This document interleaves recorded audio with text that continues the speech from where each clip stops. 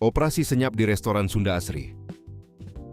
Suasana tegang menyelimuti restoran Sunda Asri ketika seorang polisi berjaket hitam melangkah masuk dengan gerak-gerik yang penuh selidik.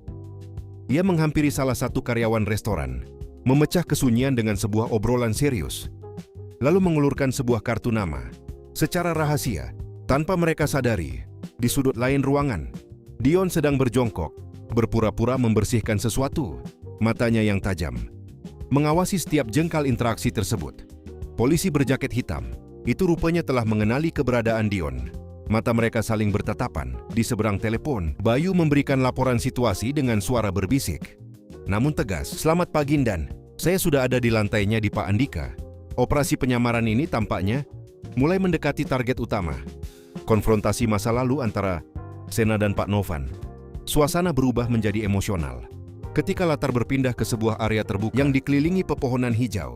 Sena berdiri berhadapan langsung dengan Pak Novan.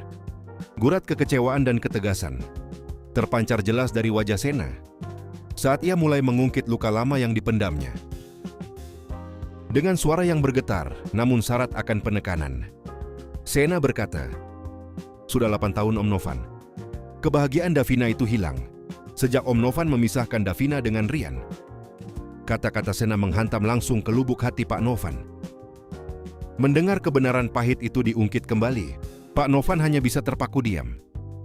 Ekspresi wajahnya seketika berubah gugup, tak mampu memberikan pembelaan sepatah kata pun atas dosa masa lalunya.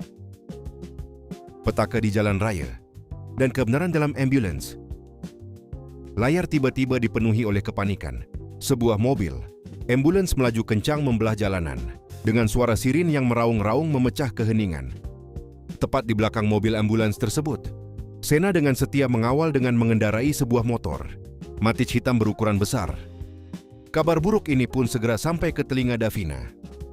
Melalui sambungan telepon, Sena memberitahu Davina yang saat itu tengah berada di ruang kantornya. Barusan Om Novan mengalami musibah, Mbak. Mendengar kabar mengejutkan itu, ekspresi wajah Davina seketika berubah drastis. Matanya membelalak, dipenuhi rasa kaget dan cemas yang mendalam. Kamera kemudian membawa kita masuk ke dalam ruang ambulans yang sempit. Di sana Pak Novan terbaring lemah tak berdaya. Luka kecelakaan terlihat di wajahnya, dan sebuah masker alat bantu pernafasan menempel ketat di hidung serta mulutnya. Melalui kaca jendela ambulans, mata Pak Novan yang sayu melihat ke arah luar, di mana Sena terus memacu motornya demi memastikan keselamatan dirinya. Dalam kondisi kritis itu, Pak Novan berbisik di dalam hatinya dengan penuh rasa haru.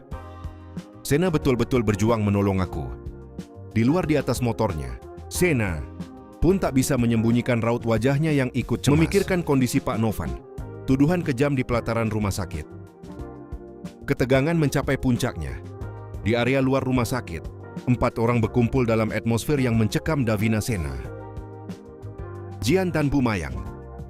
Bu Mayang yang tersulut emosi dan prasangka buruk, langsung melayangkan telunjuknya ke arah Sena. Disaksikan langsung oleh Davina dan Jihan, Bu Mayang melontarkan tuduhan yang sangat keji. "Kamu sengaja mencelakai suami saya karena dia melarang kamu untuk mendekati Davina."